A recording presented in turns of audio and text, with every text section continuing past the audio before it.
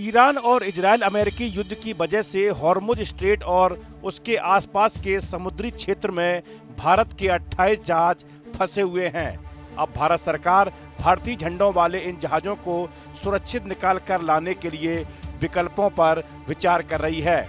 Ports, shipping और waterway मंत्रालय के स्पेशल सेक्रेटरी राजेश कुमार सिन्हा ने बताया कि फारस की खाड़ी में भारत के 28 जहाज फंसे हुए हैं, जिन पर 778 नाविक सवार हैं। इनमें से 24 जहाज हॉर्मुज जलडमरू मध्य के पश्चिम भाग में 677 नाविकों के साथ मौजूद है, जबकि 4 जहाज 101 व्यक्तियों के साथ पूर्वी भाग में है।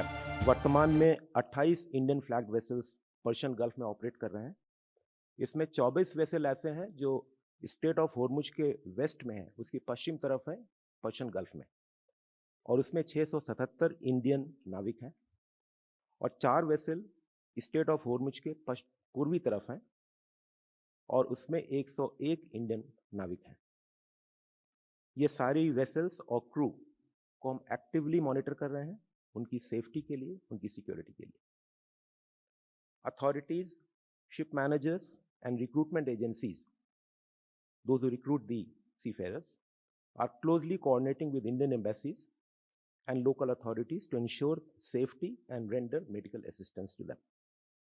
Advisories on precautionary measures to safeguard Indian seafarers, Indian flagged vessels, and maritime trade operations have been issued by DG Shipping on 28 February 2026. Directing all Indian flagged vessels and Indian seafarers to adopt enhanced security measures and strictly comply with reporting protocols, including submission of crew details to DG Shipping. Overall, port operations across India remain stable. Ports have been directed to extend all necessary assistance to minimize hardships faced by exporters and ensure continuity of EXIM trade. Major ports have implemented operational measures, including continuous monitoring of vessels' movement in coordination with shipping lines and vessel agents, real-time assessment of developments in the region, and regular reporting of vessel and cargo status. Dedicated 24-hour control rooms have been operational in the Ministry and in the Directorate General of Shipping. The DG Shipping is also maintaining contact with the ship owners, operators, and families of the seafarers to provide timely updates and necessary assistance. Ministry of Ports, Shipping and Waterways continues to closely monitor the prevailing and evolving maritime situation in the Persian Gulf region and has strengthened monitoring and preparedness measures in view of the evolving maritime situation in the West Asia region, with a focus on safeguarding Indian seafarers, ensuring the safety of Indian vessels. Regular interaction with industry and stakeholders is being maintained to provide all assistance to industry and seafarers.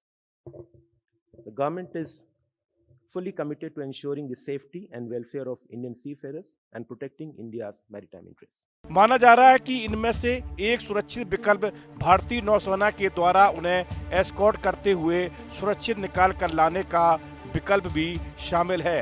लेकिन अच्छी खबर यह है कि पश्चिम Asia में बढ़ते तनाव के बीच स्ट्रेट ऑफ हार्मुज से भारतीय जहाज़ों के गुजरने की मंजूरी मिल गई है। विदेश मंत्री एस जयशंकर की ईरान के विदेश मंत्री सैयद अब्बास अगारची से हुई टेलीफोनिक बातचीत के बाद ईरान ने भारतीय तेल टैंकरों को स्ट्रेट ऑफ हार्मुज से सुरक्षित गुजरने की मंजूरी दे दी है। इनमें से 24 जहाज स्ट्रेट ऑफ हार्मुज के पश्चिमी हिस्से में मौजूद हैं, जबकि 4 जहाज पूर्वी हिस्से की ओर बताए जा रहे हैं।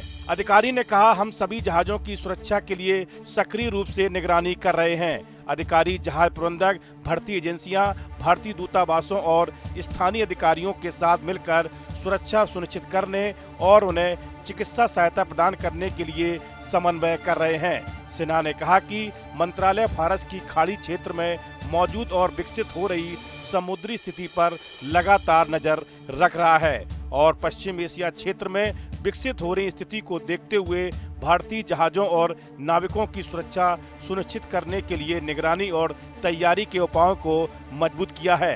उन्होंने बताया कि उद्योग और नाविकों को हर संभव सहायता प्रदान करने के लिए उद्योग और हितधारकों के साथ नियमित रूप से बातचीत की जा रही है। ईरान की ओर से पहले यह कहा जा चुका है कि उसने हॉर्मुज स्ट्रेट को सिर्फ अमेरिका, इजराइल, यूरोप और अमेरिका के पश्चिमी सहयोगियों के लिए बंद किया है। ईरान के उप विदेश मंत्री सईद खतीबजादे ने उसके बाद नई दिल्ली में रॉल-सीना डायलॉग के दौरान कहा कि हॉर्मुज स्ट्रेट को बंद नहीं किया गया है। अब भारत सरकार की ओर से सूत्रों ने जानकारी दी है कि ईरान ने वादा किया है कि वह फारस की खाड़ी में पड़ोसियों को निशाना नहीं बनाएगा। इससे फंसे हुए भारतीय जहाज़ों को एक भरोसा मिला है कि हॉर्मुज स्ट्रेट से होकर गुजर सकते हैं। इस वीडियो में फिलहाल इतना ही। आप बने रहिए न्यूज नेशन के डिजिटल प्लेटफॉर्म के साथ। आपके मोबाइल पर तुरंत आएगी ब्रेकिंग न्यूज। स्क्रीन पर सबसे पहले दिखेगी बड़ी खबर। देश दुनिया की हर खबर एक जगह। अब आपके मोबाइल पर तुरंत फटाफट इंस्टॉल कीजिए न्यूज नेशन ऐप और रखिए खुद को अपडेट।